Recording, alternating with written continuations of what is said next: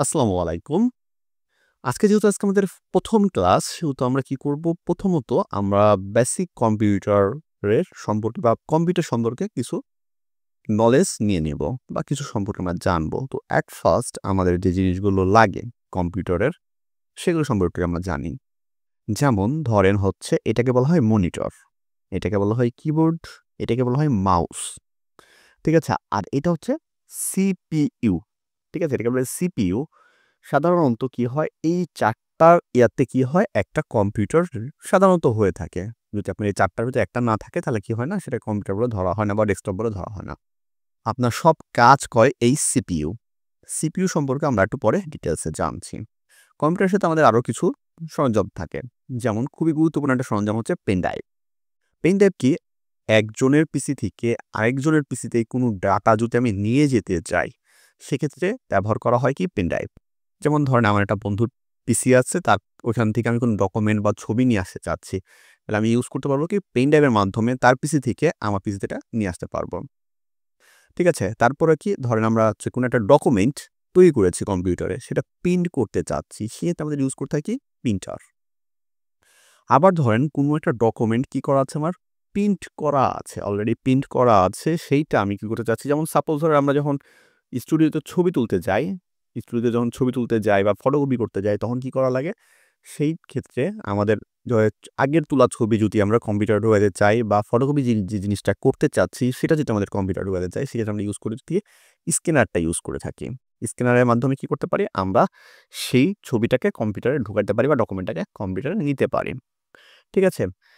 এর সাথে আমরা আরেকটা ধরেন আমরা একটা মিউজিক শুনতেছি, গান শুনতেছি। ঠিক আছে? যদি আমি গান শুনতে চাই বা মুভি দেখতে চাই, সেটার সাউন্ডটা শুনতে চাই, সেক্ষেত্রে আমাকে ইউজ করতে হয় কি স্পিকার। সেটাকে আলাদাভাবে আমাকে কিনতে হয়। কিনে আবার কি করতে হয়? এটাকে ইউজ করতে হয়, সেটা কি স্পিকার।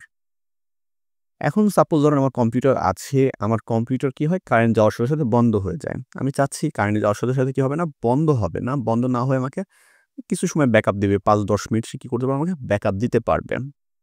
সেক্ষেত্রে আমরা ইউজ করে থাকি কি ইউপিএস। এটা দামের উপরে ভেরি করে কি হয়, সময়টা বৃদ্ধি হয়ে থাকে। সাধারণত আমাদের এই কয়টা জিনিসই আমরা কম্পিউটারে ব্যবহার করে থাকি। সিপিইউ সম্পর্কে, সিপিইউর ভিতরে কি থাকে, সবগুলো সরঞ্জাম থাকে। যেমন আমরা যে নামগুলো শুনে থাকি সাধারণত, যেমন আমরা ক্লাস যে 9-10 এ যে নামগুলো শুনেছি আরকি, বা অনেক সময় যেমন আইসিটি যখন পড়ছি তখনই আমরা নামগুলো শুনেছি বা বিভিন্ন জায়গা থেকে নামগুলো শুনে থাকি। যেমন কি মাদারবোর্ড হতে পারে, র‍্যাম হতে পারে, তারপরে হার্ড ডিস্ক, এই নামগুলো শুনে থাকি আমরা। এই সব কিছু থাকে কিসের ভিতরে? এই সিপিইউর ভিতরে। সিপিইউর ভিতরে সবকিছুই দেওয়া থাকে। আর সিপিইউ সেগুলো নিয়ে কাজ করে থাকে। ওকে। মাউসের অনেকগুলো পার্ট থাকে। এটা হচ্ছে মাউস। ঠিক আছে? আমরা যেটা চিনলাম কিছুক্ষণ আগে যে মাউস। মাউসের ৩ টা বাটন থাকে। একটা হচ্ছে লেফট বাটন, রাইট বাটন, আরেকটা হচ্ছে স্ক্রল। অর্থাৎ কি লেফট পাশে যে বাটন থাকে সেটা লেফট বাটন, রাইট পাশে যেটা থাকে সেটা রাইট বাটন। আর মাঝখানে যে চাকার মতো যেটা থাকে সেটা হচ্ছে স্ক্রল। ঠিক আছে?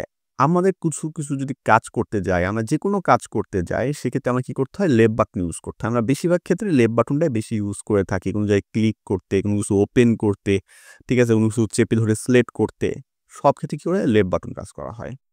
আর রাইট বাটন কোনো একটি ডকুমেন্টের আদার্স মেনু দেখার ক্ষেত্রে বা অতিরিক্ত কোনো কাজ করার ক্ষেত্রে, সেইসব ক্ষেত্রে কি হয়? রাইট বাটন ইউজ করে থাকে। আমরা ব্যবহার করতে, করতে ডিটেইলস জেনে যাব।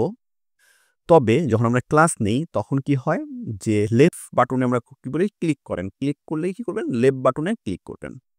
আর রাইট বাটন তখন উল্লেখ করে বলে দেওয়া হয় যে রাইট বাটনে ক্লিক করেন। তখন কি করতে হয়? রাইট বাটনে ক্লিক করতে হয়। আর যখন আমরা Facebook চালাই, সাপোজ আমরা Facebook এ কি করি? পেজগুলো আস্তে, আস্তে উপরের দিকে টানতে থাকি। ঠিক আছে? সেক্ষেত্রে আমরা কি করে থাকি? এই চাকাটা ঘুরায় থাকি। যে চাকা যদি আমরা আস্তে, আস্তে ঘুরাই তাহলে কি হয়? আমার ডকুমেন্টটা আস্তে, আস্তে নিচের দিকে নামতে থাকে। ঠিক আছে? আচ্ছা, এটা হচ্ছে কিবোর্ড। কিবোর্ডে কি থাকে? আপনার ইংলিশ কি থাকে, বাংলা ২ টা কি থাকে? কিবোর্ডের অনেকগুলো অংশে ভাগ করা থাকে, যেগুলো আমরা আস্তে, আস্তে কাজ করতে, করতে জেনে যাবো। আসলে বিভিন্ন অংশ ভাগ করা থাকে। স্পেশাল কি, তারপর হচ্ছে লক কি, ঠিক আছে? অ্যারো, ঠিক আছে? নাম্বার প্যাড, ঠিক আছে? নরমাল কিবোর্ড, অনেক কিছু থাকে। এগুলো আস্তে, আস্তে আমরা জানবো বিভিন্ন ক্লাসে। এখন ধর আমরা কিছু টাইপিং করতে যাই, তখন কি করা লাগে? এই কিগুলো আমাদের ইউজ করা লাগে। এবং কি এই কিগুলোকে মডিফাই করার সময় আমাদের এই কিগুলো সাহায্য করে। যেমন ধরেন আমরা কোনো একটা বড় হাতের লেখা লিখতে চাচ্ছি। যেমন আমি যখন সাধারণত লিখবো আমরা, তখন দেখবেন কি সবগুলো ছোটাতে উঠতেছে, সবগুলো ছোটাতে উঠবে। তখন যদি আমি কোনো একটা লেটারকে বড় করতে চাই, সেক্ষেত্রে কি করতে হয়, আমাকে শিফট চেপে লেটার চাপতে হয়। তাহলে কি হয়, সেটা বড় হয়ে যায়। এরকম বিভিন্ন কাজে এই বাকি কিবোর্ডগুলো কি করে, কিগুলো আমাদের সহায়তা করেন। আচ্ছা, অনেকে একটা প্রশ্ন থাকে আসলে ল্যাপটপ আর কম্পিউটার কি কতটুকু কোন পার্টসের সমন্বয়ে তৈরি হয় এটা নিয়ে। সেটা ধরেন হচ্ছে আপনার একটা মনিটর থাকে, একটা কিবোর্ড, স্পিকার, সিপিইউ, মাউস। এই যে ৫ টা যে সরঞ্জাম আছে, এই ৫ টা সরঞ্জামের ক্ষেত্রে কি হয়, এই ল্যাপটপটা তৈরি হয়ে থাকে। ৫ টা সরঞ্জামের মিশ্রণে কি এই ল্যাপটপটা তৈরি। ঠিক আছে? কিছু ল্যাপটপ আছে যাদের কি হয়, ক্যামেরাটা অতিরিক্ত দেওয়া থাকে। আর কিছু ল্যাপটপ আছে যেগুলোতে ক্যামেরা থাকে না। তবে বর্তমানে প্রায় সব ল্যাপটপে কি থাকে, ক্যামেরা দেওয়াই থাকে। এখানে বিভিন্ন অংশ দেখতে পাচ্ছেন আপনারা যে ল্যাপটপের, যেমন এটা মাউস, এটা কিবোর্ড, এটা মনিটর, আর সিপিইউর অংশগুলো থাকে এইখানে দেওয়া থাকে এর নিচে। সব সিপিইউর যত হার্ড ডিস্ক টাডিস্ক যা আছে, র্যাম, সব এখানে দেওয়া থাকে। আশা করি মোটামুটি আমরা কম্পিউটার সম্পর্কে ধারণা পেয়েছি। কম্পিউটার সম্পর্কে ধারণা নেওয়ার পরে আমরা এখন কাজে চলে যাই তাহলে। প্রথম কাজই হচ্ছে আমাদের মাইক্রোসফট ওয়ার্ডের কাজ, বা কিভাবে আমরা বিভিন্ন সফটওয়্যার ওপেন করতে পারি। যেমন আমরা বেসিক নলেজ পেলাম। এখন আমরা কি করব, কিছু ইনস্টল করা সফটওয়্যার, যেমন আমরা মোবাইল যখন চালাই তখন কি থাকে, বিভিন্ন সফটওয়্যার আমরা ইনস্টল করে নিই। সেই ইনস্টল করে নিতে হয় পিসির ক্ষেত্রেও। এই পিসির ক্ষেত্রে যে সফটওয়্যারগুলো আমরা ইনস্টল করি সেগুলো আসলে কোথায় থাকে, সেগুলো থাকে স্টার্ট বাটনে। এটাকে বলা হয় কি, স্টার্ট বাটন। ঠিক আছে? এখানে যখন আমরা ক্লিক করব তখন এখানে একটা মেনু চলে আসে। মেনু চলে আসলে এইখান থেকে আপনাকে খুঁজে তখন ওপেন করতে হয় আসলে কোন সফটওয়্যারটা লাগবে। ঠিক আছে? এখানে সবগুলো যতগুলো সফটওয়্যার আপনি ইনস্টল করছেন সব সফটওয়্যার কি থাকে, এইখানে দেওয়া থাকে। আমরা প্রথমত শিখব কি, মাইক্রোসফট অফিসের কাজ। ঠিক আছে? মাইক্রোসফট অফিসের প্রথম কাজটা কি করব, ওয়ার্ডের কাজ। তো আসার প্রথমে আমরা কি করব, এখানে খুঁজে বের করব মাইক্রোসফট অফিস। মাইক্রোসফট অফিস নিয়ে একটু কথা বলে নিই। মাইক্রোসফট অফিস নিয়ে, মাইক্রোসফট অফিসের অনেকগুলো ভার্সন আছে। যেমন ৭, ১০, ১৩, ১৬, ১৯ এরকম অনেকগুলো ভার্সন পাবেন। তবে যখন আমরা ৭, ১০, ১৩ ইউজ করি তখন কি থাকে, সাধারণত মাইক্রোসফট অফিস এখান থেকে যখন আমরা খুঁজে বের করতেছি থেকে মেনু থেকে এম এর ঘরে যাব আমরা প্রথমে। এম এর ঘরে গেলাম, এম এর ঘরে যেয়ে মাইক্রোসফট অফিসে ক্লিক করলাম। এখান থেকে ভেবেন কি সবগুলো সফটওয়্যার তখন এখানেই থাকে। যদি আমরা কখন ইউজ করলাম বললাম ৭, ১০, ১৩ যদি আমরা ইউজ করি সেই ক্ষেত্রে কি থাকে, এইখানে সবগুলো সফটওয়্যার আপনি পেয়ে যাবেন। যে ওয়ার্ড বলেন, এক্সেল বলেন, পাওয়ার পয়েন্ট বলেন, সব পেয়ে যাচ্ছেন। এই ঘরের ভিতরেই থাকবে। কিন্তু যদি আমরা আপডেট ভার্সন ইউজ করি, যে ১৬, ১৯, ২০, ঠিক আছে, ২২, ২৪ এই ভার্সনগুলোর জন্য ইউজ করি, তাহলে সেই জন্য কি থাকে, এটা ওয়ার্ড অনুসারে থাকে। যে ডাব্লিউ কি আছে, ওয়ার্ড ডাব্লিউ এর ভিতরে আছে। তখন আমাকে এইখান থেকে যেয়ে ওয়ার্ডটা ওপেন করতে হয়। এটা কি করতে বললাম, আপডেট ভার্সনের ক্ষেত্রে। ঠিক আছে? যে আপনি ওল্ড ভার্সন শিখছেন সাপোজ, শেখার পরে দেখতেছেন এখানে নাই, সফটওয়্যার পাচ্ছেন না, খুঁজতে যায় আপনি কনফিউজ হয়ে যেতে পারেন। সেক্ষেত্রে কি করবেন, তখন নিচের দিকে যায় দেখবেন যে আসলে আছে কিনা সফটওয়্যারগুলো। বললাম যে আপডেট ভার্সনের ক্ষেত্রে কি হয়, আলাদা আলাদা করে রাখা হয়। তাহলে আমার ওয়ার্ডের কাজ, তাহলে ওয়ার্ড আমি এখানে টেনে নিতে পারি, বা যে কাজটা আমার খুব বেশি ইউজ করে থাকি সেইটাকে আমরা কি করতে পারি, টেনে নিয়ে এসে যদি আমি এখানে ছেড়ে দিই, ঠিক আছে, মাউস চেপে ধরে বললে লেফট বাটন চেপে ধরে যদি আমি এখানে নিচে ছেড়ে দিই, আমার যেটা আমি সবসময় ইউজ করব সেটা আমার কি থাকবে, এখানে চলে আসবে। ঠিক আছে? এত কিছু আমরা বিস্তারিত পরে জানবো। এখানে ক্লিক করলাম, আমার ওয়ার্ড ওপেন হইলো। এখান থেকে একটা নতুন পেজ দিব আমরা, ঠিক আছে, ব্ল্যাঙ্ক ডকুমেন্ট। আচ্ছা, চলে আসলো আমার ব্ল্যাঙ্ক ডকুমেন্ট। এখান থেকে ফার্স্ট কি করবো, লিখবো কিছু। লেখার পরে আমাদের কাজ শুরু হবে। ঠিক আছে? অর্থাৎ কি, যত লেখালেখির কাজ আছে সব কি হয়, এই ওয়ার্ডে হয়। যত কিছু আমাদের লেখালেখি। ঠিক আছে? আমি এখন সাপোজ লিখতে চাচ্ছি যে I love my country. I love my country. এটা আমরা লিখলাম। এখন আমি চাচ্ছি যে আসলে আমার লেটারগুলো, প্রথম যে লেটারগুলো আছে এগুলো বড় হাতের করতে চাচ্ছি আমি। আমরা একটু এটাকে বড় করে নিই, আপনাদের বুঝতে সুবিধা হবে। কি চাচ্ছি, আমাদের যে প্রথম যে লেটারগুলো আছে, যে এল কিভাবে বড় হাতের হবে, এম বড় হাতের হবে, সি বড় হাতের হবে, আমি লিখতে চাচ্ছি। তাহলে আমরা কি করব, যখন আমরা টাইপিং করব, যে এল লিখলাম, এই আই লিখলাম, আই কি আসছে ছোট হাতের আসতেছে, তাহলে আমি কি করবো এখানে শিফট ধরবো, কিবোর্ড থেকে শিফট ধরবেন, কিবোর্ড থেকে শিফট ধরবেন। শিফটটা কোথায় আছে আমাদের, এই যে দেখেন শিফটটা এখানে আছে, এইখানে দেখেন শিফটটা দেওয়া আছে। এই শিফট চেপে ধরে কি করবেন আপনি, যে অক্ষরটাকে প্রেস করতে চাচ্ছেন সেই অক্ষরটাকে চেপে ক্লিক করবেন, তাহলে কি হবে সেটা বড়দের অক্ষর হবে। আবার যদি শিফট ছেড়ে দেন তাহলে কি হবে, ছোটদের অক্ষর লেখা শুরু হয়ে যাবে। তাহলে এখন শিফট ধরে আমি কি করলাম, আই প্রেস করলাম, আপনারা এখানে কিবোর্ড কমান্ডগুলো দেখতে পাচ্ছেন, ঠিক আছে। তারপরে শিফট ধরলাম, শিফট ধরে কি করতেছি, এল এ প্রেস করতেছি। এখন কিন্তু আমার কিবোর্ড শিফট ধরে নাই, এখন যদি আমি লিখি তাহলে কি আসতেছে, আমার লেখাগুলো ছোটদের অক্ষর আসতেছে। আই লাভ এম বহদের করতে চাচ্ছি, তাহলে কি দিচ্ছি, এম শিফট ধরে এম দিলাম, ওয়াই স্পেস দিচ্ছি, ঠিক আছে। স্পেস কোনটা আমাদের, এটাকে বলা স্পেস, ঠিক আছে। যদি এটাতে ক্লিক করি স্পেস আসবে, স্পেস দিয়ে সিও ইউএন টি আর ওয়াই কান্টি। কিছু কিছু ক্ষেত্রে দেখেন কি, আমি যখন এই কাজটা শেষ হয়ে গেছে আমার এটাতে লাল মার্ক আসছে। কেন লাল মার্ক আসছে, আমার এখানটা গ্যাপ বা স্পেস দরকার ছিল সেটা দিই নাই, দেখে আমার কি আসছে লাল মার্ক আসছে। যদি আমি এখন স্পেসটা দিয়ে দিই তো এটা ঠিক হয়ে যাবে। এরকম ভুল যদি আমরা কিছু কিছু ক্ষেত্রে করি তারা দেখাই দিবে আমাদেরকে, শুধু আমরা ঠিক করে নিব। তাহলে এইভাবে কি করতে পারি, আমরা টাইপিং করতে পারি। যে টাইপিং করলাম, এখানে আমরা জানলাম কিভাবে বড়হাতের অক্ষরগুলো লিখতে হয়। আচ্ছা, আশা করি একটু বুঝতে পেরেছেন আপনারা কিভাবে টাইপিং করতে হয়, কিভাবে ক্যাপিটাল লেটার লিখতে হয় সেটার ক্ষেত্রে। এখন আমরা জানবো হচ্ছে রিডু আন্ডু। রিডু আন্ডু কি, যে আমার কোথাও ভুল হয়েছে, সাপোজ যে আমি এখানে ফুল স্টপ দিয়েছি, দিয়ে আমি কি করছি কান্টি লেখাটা ভুল করছি বা কোনো একটা কিছু আমি করছি, যে এখানে আমার ডাবল এন লিখে ফেলাইছি, তাহলে আমার এখানে কাটতে হবে। কাটার ক্ষেত্রে আমরা কি করব, ব্যাক স্পেস ইউজ করব। ব্যাক স্পেস কোনটা, এইটা হচ্ছে ব্যাক স্পেস, ঠিক আছে। যদি আমি এটাতে ক্লিক করি, এই যে এই পাশে যে অ্যারো দেওয়া থাকে এটাতে, বা এখানে লেখাও থাকে ব্যাক স্পেস, যদি এটাতে ক্লিক করি তাহলে কি হবে, একটা একটা করে অক্ষর কাটবে। দেখেন ক্লিক করলাম তাহলে কি হলো, একটা অক্ষর কেটে গেল, যে টি আর ওয়াই কান্টি। এখন আমি কান্টি ভুলে দুইবার লিখে ফেলছি, যে একবার লিখে ফেলছিলাম কান্টি, এখন আমি আবার ভুলে লিখে ফেলছি, তো আমাকে পিছনে যেতে হবে বা আমি কাটতে পারবো এটাকে। সাপোজ আমি পিছনে যেতে চাচ্ছি, সেটাকে বলা হয় কি আন্ডু করা।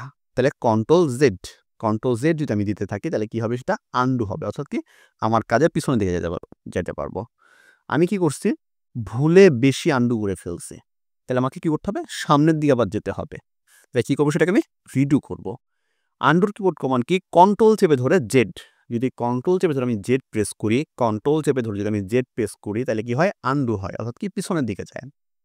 আর যদি আমি ভুল করে ফেলছি সেহেতু আমি কি করব, এখানে যে সামনের দিকে যাব। সামনের দিকে যাওয়ার জন্য আমরা কি করব, সেক্ষেত্রে আমরা কি করব, যে কন্ট্রোল ওয়াই প্রেস করব। কন্ট্রোল ওয়াই যদি আমি প্রেস করি তাহলে কি হবে, আস্তে আস্তে আমি সামনের দিকে যেতে পারবো, যে আমি যত দূর যেতে চাচ্ছি তত দূর আমি যেতে পারবো।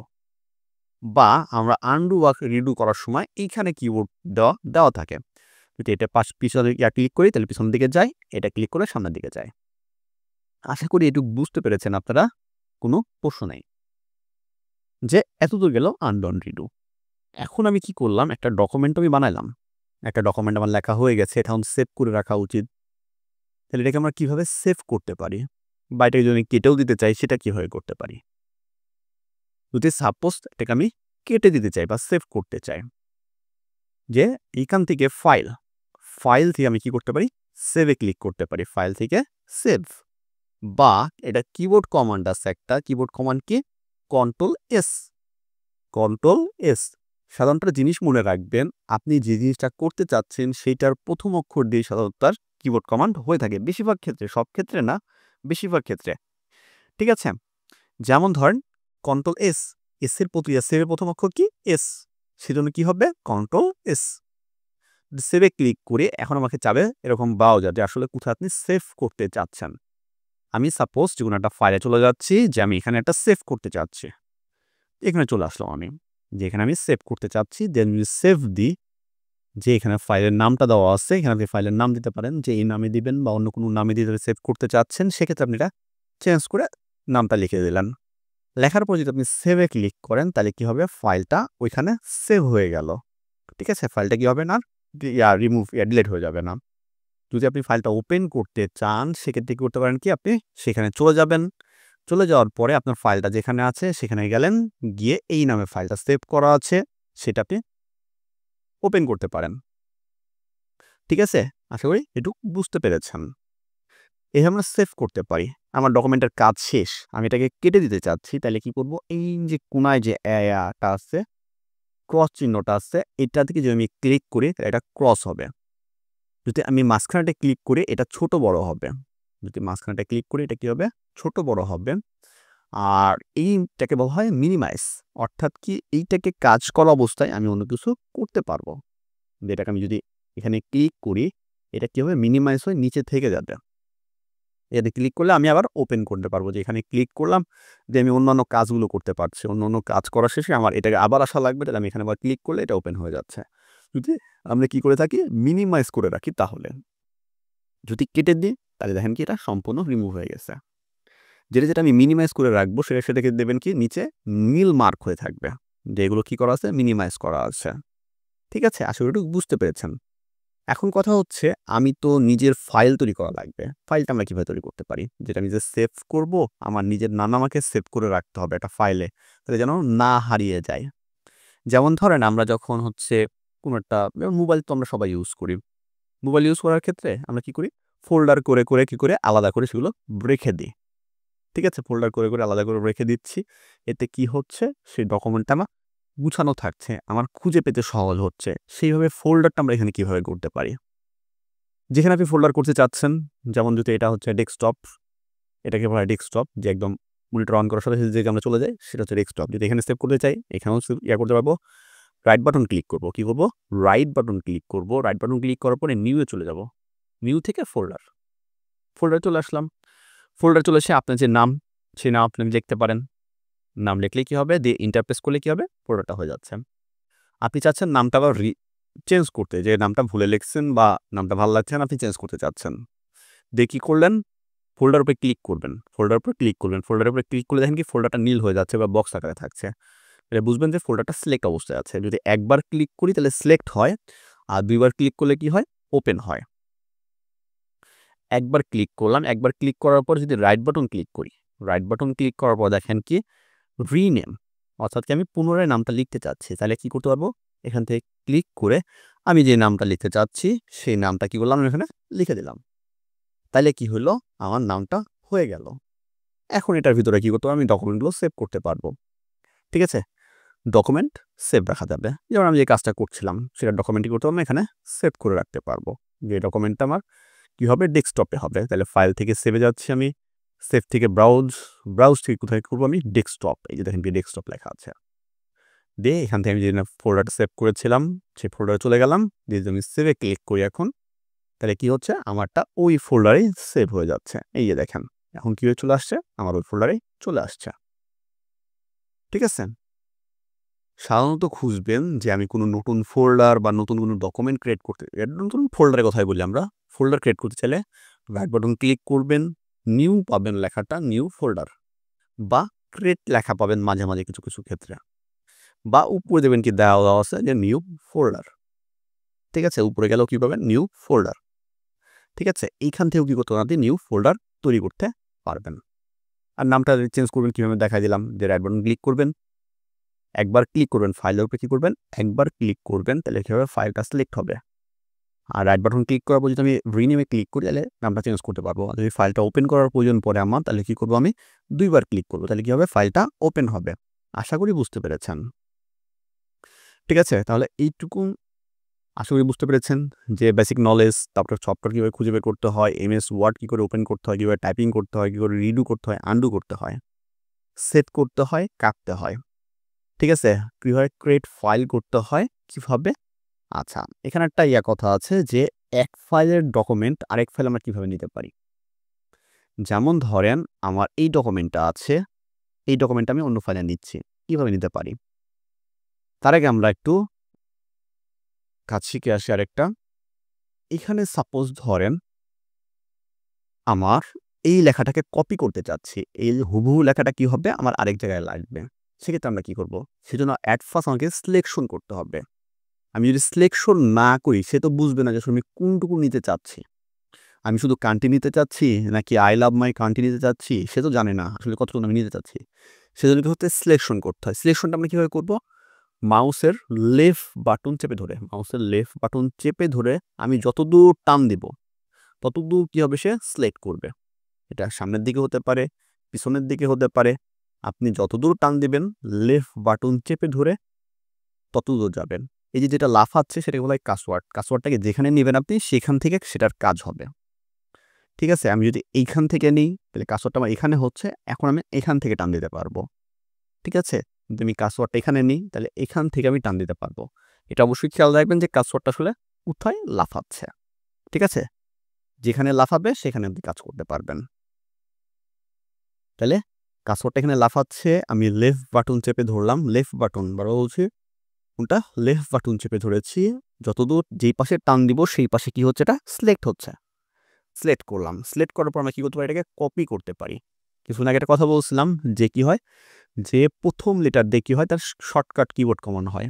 আমি কিন্তু সেটা কপি করতে চাচ্ছি। তাহলে আমি কি করতে পারি? কন্ট্রোল সি প্রেস করতে পারি। কন্ট্রোল সিতে কি হবে? এটার কপি হবে। আমি এখানে কাসওয়ার্ডটাকে নিয়ে আসলাম। নিয়ে এসে কি করলাম? Control V. কি দেব? কন্ট্রোল ভি, ভ্যানের ভি। কন্ট্রোল ভি দেওয়ার সাথে সাথে কি হচ্ছে? আমার লেখাটা এখানে পেস্ট হয়ে যাচ্ছে। আমি যদি আরও দিতে চাই control V, control V, control V যতবার দিব ততবার কি এটা পেস্ট হবে। ঠিক আছে? আচ্ছা। বা আমরা আরেকটা কি করতে পারি? সিলেক্ট করলাম। সিলেক্ট করার পর এইখানেও দেখেন কি কপি অপশন আছে। ঠিক আছে? এটাকে বলা হয় ক্লিপিং বোর্ড। বাটনের একটা অপশন হচ্ছে কি ক্লিপিং বোর্ড। ক্লিপিং বোর্ডের এইটা হচ্ছে কপি। ঠিক আছে? এবং কি প্রতিটার কিবোর্ড কমান্ড দেখেন কি পাশাপাশি দেওয়া আছে, যে কিবোর্ড কমান্ড সবগুলোতে দেওয়া আছে। যে কপির কিবোর্ড কমান্ড কি? Control C. এটা কিন্তু অবশ্যই মনে মুখস্থ রাখতে হবে আপনাদেরকে। ঠিক আছে? তাহলে কি হবে? আপনার কাজের গতি বৃদ্ধি পাবে। এখানে যদি আমরা ক্লিক করি, যে আমি অন্য একটা সিলেক্ট করলাম, এই দুটোকে সিলেক্ট করলাম। যদি এখানে আমি ক্লিক করি কপি হলো, যদি এখন আমি পেস্ট করি তাহলে দেখেন কি পেস্ট হচ্ছে। পেস্ট কি? এখানেও আমরা পেস্ট করতে পারি। যে এখানে যদি আমি ক্লিক করি তাও কি হবে? এটা পেস্ট হতে থাকবে। ঠিক আছে? এটা হচ্ছে কপির কাজ। আরেকটা অপশন থাকে কাট। কাটের কাজ কি? কাটের কিবোর্ড কমান্ড কি? Control x. কাটের কিবোর্ড কমান্ড কি? সেটা হচ্ছে এইখানে ডকুমেন্টটা রাখবে না বা টেক্সটটা রাখবে না। যে আমি এটাকে সিলেক্ট করলাম, যেটুকু অংশকে সিলেক্ট করি, যদি আমি কাট করি, এই যে কাটে যদি ক্লিক করি এটা কিন্তু এখানে আর নাই। ঠিক আছে? এখানে আর নাই। যখন কাট করব তখন এইটা যদি আমি এখন অন্য জায়গায় যেয়ে পেস্ট করি তাহলে এটা শুধু সেখানে চলে যাবে। ঠিক আছে? এইটা কি? কপি আর কাটের মধ্যে পার্থক্য। কপি কি? যে এখানেও সে রাখবে, আপনি যেখানে চাচ্ছেন সেখানেও সে দিবে। এটা হচ্ছে কপির কাজ। আর কাটের কাজ কি? যেখান থেকে আপনি নিচ্ছেন সেখান থেকে সে রিমুভ হয়ে যাবে, দিয়ে আপনি যেখানে দিতে চাচ্ছেন সেখানে সে চলে যাবে। অর্থাৎ কি স্থান পরিবর্তন করবে সে। এটা হচ্ছে কাটের মাধ্যমে। ঠিক আছে? এটা কি? কাটের মাধ্যমে সেটা করতে পারবেন। আশা করি জিনিসটা আপনারা বুঝতে পেরেছেন। ঠিক একই রকমভাবে আমরা কি করতে পারি? এইখানেও কপি করতে পারি। যে এই ফাইলটা, এই ডকুমেন্টটা আমি কি হতে চাচ্ছি? অন্য একটা ফাইলে নিতে চাচ্ছি। কি করতে পারি? কপি করতে পারি। যে এখানেও থাকবে, অন্য জায়গায়ও থাকবে। সেক্ষেত্রে আমরা কি করলাম? কন্ট্রোল সি, যেটা আমরা কিছুক্ষণ আগে শিখলাম। যদি এখানে আসি, এখানে এসে আমরা কি দিলাম? কন্ট্রোল ভি, চলে আসলো। যদি কন্ট্রোল ভি আবার দিই তাহলে আবারও আসবে, কিন্তু একই ডকুমেন্ট এক ফাইলে বেশি রাখা যায় না, একবারের বেশি। একই রিনেমে, একই নামে একবারে বেশি রাখতে পারবেন না। আচ্ছা, যদি অন্য ফোল্ডার আবার দিই, কন্ট্রোল ভি চলে আসতেছে। যদি আমি এখানে কাট করি, কন্ট্রোল এক্স, কাট করলাম, দিয়ে যদি আমি অন্য ফোল্ডারে নিয়ে যাই, যদি পেস্ট করি তাহলে কি হবে? সরাসরি এখানে চলে আসবে। তবে ওই ডকুমেন্টটা যেন ওপেন না থাকে। ডকুমেন্টটা আমার এখানে ওপেন আছে, সেই জন্য কি করতেছে? সে চেনে দিচ্ছে না। যদি এখন দিই চলে আসছে। দেখেন কি এইখানে আর নাই। তাহলে আমরা বুঝতে পারলাম যে আসলে কিভাবে এক ফাইল থেকে অন্য ফাইলে ডকুমেন্ট নিতে পারি কপির মাধ্যমে এবং কি কাটের মাধ্যমে, এবং কি কীভাবে কাট করতে হয়, কীভাবে কপি করতে হয়, কীভাবে পেস্ট করতে হয়, এই বিস্তারিত আমরা জানলাম।